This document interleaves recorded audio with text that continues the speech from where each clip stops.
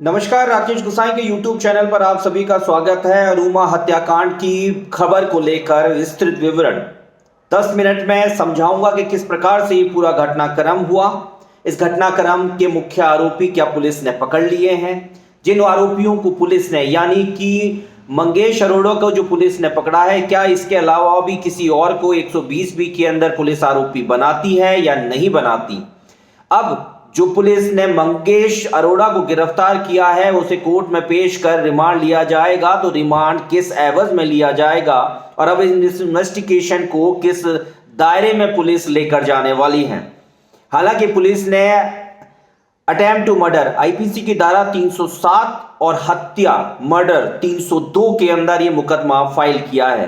क्या चालान पेश होगा तब तक भी ये धाराएं एज इट इज बनी रहेंगी या फिर इसे एक एक्सीडेंट करार दिया जाएगा? इसी प्रकार की तमाम जानकारी के आने वाले 10 मिनट में आपको पूरा ब्रीफ करके बताऊंगा कि ये पूरे घटनाक्रम के अंदर कहां पर कमी रहने वाली है, इस पूरे घटनाक्रम का इन्वेस्टिगेशन कितनी बेहतर तरीके से होगा या इसमें कुछ कमियां छूट गई हैं, एफआईआर के अंदर किस तरीके के अंदर लूज पोल दिए गए हैं, क्या एफआईआर पूरी तरीके से सही कटी है, क्या आरोपियों के बैकग्राउंड है, उमा कहां की रहने वाली है और जयपुर में रहकर वो किसके साथ में क्या काम कर रही थी, इन तमाम सवालों के जवाब आने वाले 10 मिनट में आपके सामने होगा। इससे पहले मैं कुछ आपके सामने बताऊं, उससे पहले सुन लीजिए डीसीपी ईस्ट ज्ञानचंद यादव को।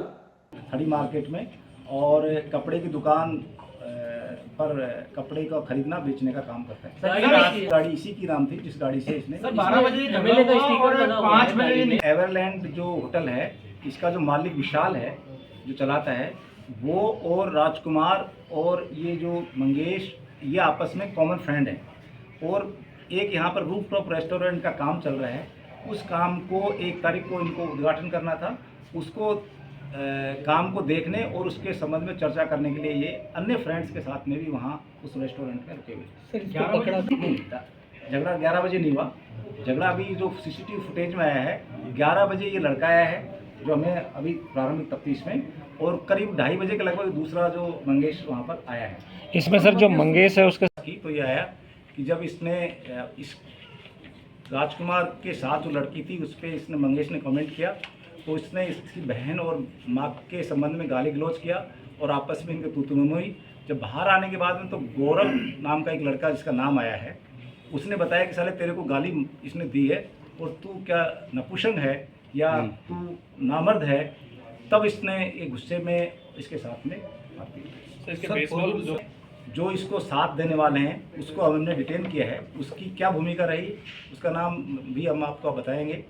उसके पास में जैसे गाड़ी छोड़ी, उसने अपनी गाड़ी में लेके इसको फरार करने के लिए दूसरे स्थान पे छोड़ा और उसके पास में नकद राशि भी मिली है। सर ये आदतन अपराधी है या इसके खिलाफ पूर्व में भी मामले दर्ज? इसके खिलाफ पूर्व में अभी तक की जांच में कोई भी प्रकरण दर्ज नहीं है। इसका सर लॉरेंस बिश्नोई या ऋतिक तक की जांच में इसका ऋतिक बॉक्सर से किसी भी तरह का कोई संबंध होना नहीं बताया, लेकिन इसको एक बार थाने पर पूछताछ के लिए लेके आए। उस संबंध में इसका क्या रोल रहा था उस संबंध में अभी तफ्तीश जारी है।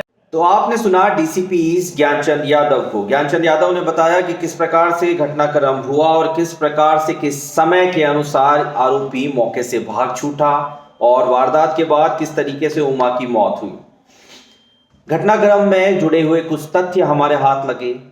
पहली बात, ये सभी लोग एक दूसरे को बहुत अच्छी तरीके से जानते थे, यानी कि राजकुमार, उमा, मंगेश अरोड़ा, विशाल होटल मालिक और गौरव ने ही मंगेश को प्रवोक ये किया कि राजकुमार और मंगेश के बीच में किसी बात को लेकर झड़प हुई। इसके बाद राजकुमार निरंतर मंगेश को गंदी गालियां दे रहा था। इस दौरान मंगेश ने कहा कि उसकी मां को मरे हुए मात्र 6 महीने हुए हैं, वो एक असाध्य बीमारी के कारण वो अब इस धरती पे नहीं है, उनको गलत शब्दों से उनके खिलाफ गलत शब्द मत बोलो। जिसके बाद भी आरोपी राजकुमार के द्वारा निरंतर अपशब्दों का प्रयोग किया जाता रहा।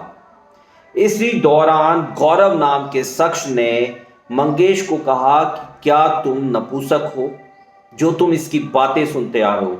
इसके बाद मंगेश ताऊ पर आया और ताऊ में आने के बाद उसने सबसे पहले हिट किया उस ओला उबर कैब को जिसको कि उमा ने बुलाया था अपने घर जाने के लिए। आरोपी के द्वारा कैब पर हमला किया गया, जिसके बाद आसपास और होटल का स्टाफ नीचे आ गया।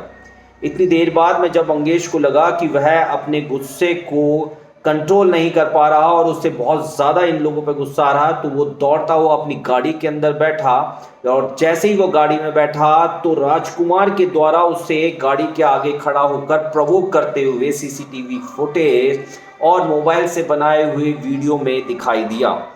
इसके बाद इस ही दौरान राजकुमार के जस्ट पीछे खड़ी थी उमा। शायद उमा को भी अंदेशा नहीं था कि कार इतनी स्पीड से आएगी कि पहले राजकुमार टकराएगा और फिर उमा टकराएगी और गाड़ी के नीचे उमा आ जाएगी।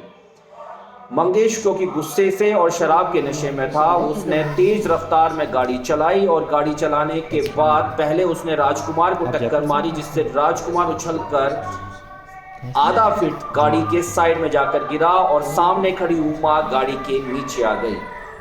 मौके पर खड़े मौजूद लोगों का कहना है कि उमा की मौके पर ही सिर पर गहरी चोट लगने से मौत हो गई। उसके सिर से काफी ब्लड बहा। इसके बाद आरोपी अपने घर जाता है।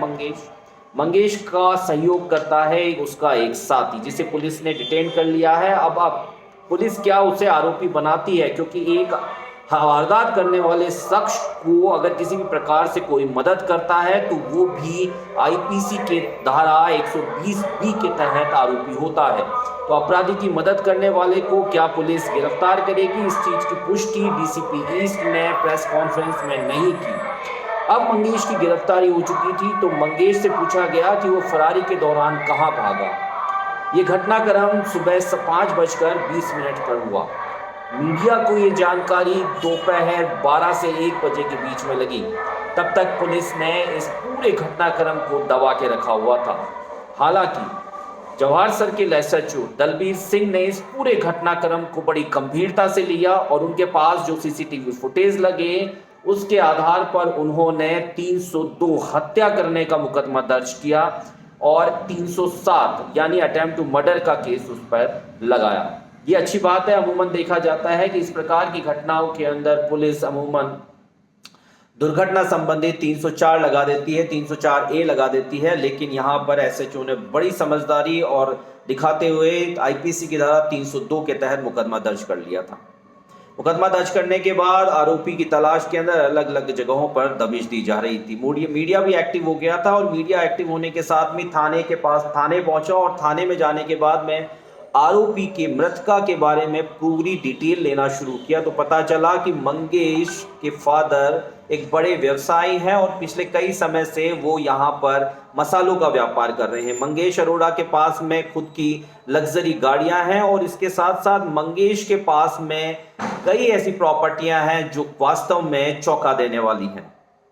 एक 7.5 करोड़ रुपए का पटेल मार्ग पर मकान भी बनाया जा रहा है। चलिए हम उस पर नहीं आते हैं, हम थोड़ा सा मंगेश के सोशल मीडिया पेज की बात कर लेते हैं। सोशल मीडिया पेज पर मंगेश के साथ में कुछ आईपीएस ऑफिसर्स की फोटो है, कुछ बड़े नेताओं की फोटो, राजनेताओं की फोटो है, कुछ बिल्डर्स की फोटो है। 28 साल के लड़के का इन लोगों से किस तरीके के संपर्क है, ये लोग किस तरीके का काम करते हैं, इन लोगों के बैकग्राउंड के बारे में बेहतर तरीके से पुलिस ने इन्वेस्टिगेट कर लिया है। और यही कारण है कि मंगेश के साथ जुड़े हुए कुछ सीनियर ब्यूरोक्रेट्स ने अब उसकी फ्रेंड, जो म्यूचुअल फ्रेंड थे, जो फ्रेंड्स थे फेसबुक पर, अब उनको हटना शुरू हो चुका है। हालांकि जो लोग पहले से फ्रेंड थे उन्होंने उसके स्क्रीनशॉट खींच लिए और सोशल मीडिया पर वायरल भी कर रहे हैं। चलिए इस बात के बाद पता चलता है कि मंगेश बाहर चला गया, हरियाणा चला गया। इसके बाद उसके फादर एक्टिव होते हैं। पॉलिटिकली प्रेशर बनाया जाता है पुलिस के ऊपर कि किसी न किसी तरीके से इस मामले को शांत किया जाए, लेकिन क्योंकि डीसीपी ज्ञानचंद यादव इस मामले में बहुत स्ट्रिक्ट हैं, उन्होंने इस पूरे घटनाक्रम के दौरान पुलिस को सख्त हिदायत दी थी कि जल्द से जल्द आरोपी पकड़ा जाए। कैसे पकड़ा जाए, ये टीम को समय समय पर मॉनिटरिंग की जा रही थी। इसी दौरान मंगेश के फादर एक सीनियर एडवोकेट के पास पहुंचते हैं और वो उन्हें राय देते हैं कि मंगेश फरार रहेगा तो वो उसके लिए बड़ी परेशानी का सबक बनेगा, इसलिए उसे कोर्ट के सामने या पुलिस के सामने पेश कर दिया जाए। इसके बाद मालवीय नगर एसीपी के सामने संपर्क किया गया कि मंगेश सरेंडर करने वाला है। मंगेश की लोकेशन जैसे ही जयपुर में जवाहर सर्किल थाने के पास आए, पुलिस एक्टिव हुई और पुलिस ने मंगेश को सरेंडर करने से पहले, हालांकि एक तरीके से इसको सरेंडर ही कहेंगे, गिरफ्तार कर लिया। हालांकि पुलिस या लैंग्वेज के अंदर इसे गिरफ्तार कह सकते हैं, सरेंडर करते हैं उसके बाद की गिरफ्तारी है, पर वो कुल मिला के वो गिरफ्तार हो गया। अब कहानी ये है कि उमा जिसकी मौत हुई उसके फादर परिवार की ओर से कोई एफआईआर दर्ज की गई या नहीं की गई? नहीं की गई। उसके परिवार को उमा के मरने का कोई मुआवजा मिलेगा, क्योंकि उसी के कारण पूरा परिवार नीमच के अंदर अपना जीवन यापन कर रहा था। इनकम सोर्स सिर्फ उमा थी।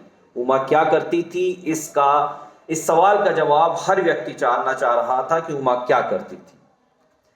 उमा होटल मैनेजमेंट से जुड़ी हुई थी और उमा प्रोग्राम्स वगैरह किया करती थी, इवेंट्स वगैरह किया करती थी और इसी से जो पैसा लाती थी उसी का ही पैसे से उसके परिवार नीमच में पलता था। 2 भाई बहन, माँ बेसुध हो गई जब उसने अपनी बेटी का शव को देखा। तो राजकुमार क्या करता है? राजकुमार जो कि इसके अंदर परिवादी भी है, झगड़ा करने वाला आरोपी भी इनडायरेक्टली आप कह सकते हैं, और होटल के अंदर उसका एक बड़ा कंट्रीब्यूशन है कि वो होटल में टॉप फ्लोर के ऊपर एक रेस्टोरेंट चलाने वाला था, कह रहा था कि वहीं पर से वो उसकी मॉनिटरिंग भी करेगा। एवरलैंड होटल, मालवीय नगर, थाना जवाहर सर्किल, इसका इन्वेस्टिगेशन बहुत सही दिशा में चल रहा है। अगर पुलिस ने 302, 307 में एफआईआर दर्ज की और आगे जब चालान पेश करेगी तब तक भी पुलिस इन्हीं धाराओं के अंदर स्टैंड करती है। किसी भी प्रकार का बदलाव इन आईपीसी आईपीसी की धाराओं में नहीं होता है और पुलिस इसको एक्सीडेंट नहीं हत्या ही मानती है, तो मंगेश अरोड़ा को एक बड़ी सजा हो सकती है। साथ ही उसके सहयोग करने वाले उसके दोस्त को भी 120 बी के अंदर आरोपी बनाया जा सकता है। और तो और इस पूरे घटनाक्रम में एक बड़ा रुख ये है कि कई पॉलिटिकल प्रेशर पुलिस के पास इस घटना के दौरान भी आए और पुलिस ने उन सभी को इग्नोर किया और प्रायोरिटीज ये रखी कि आरोपी पकड़ा जाए, और ये बहुत जरूरी है। लोकतंत्र राजस्थान में होने वाले हर प्रकार के अपराध पर हमारी पैनी नजर रहती है और हम चाहते हैं कि उस अपराध की शुरुआत से लेकर अंत तक पूरी ब्रीफिंग आपको एक ब्लॉग के मार्फत से दें। उम्मीद करते हैं हमारा ये ब्लॉग उमा हत्याकांड आपको पसंद आया होगा और इसी प्रकार की खबरों को देखने के लिए हमारे चैनल को सब्सक्राइब करना ना भूलें। नमस्कार।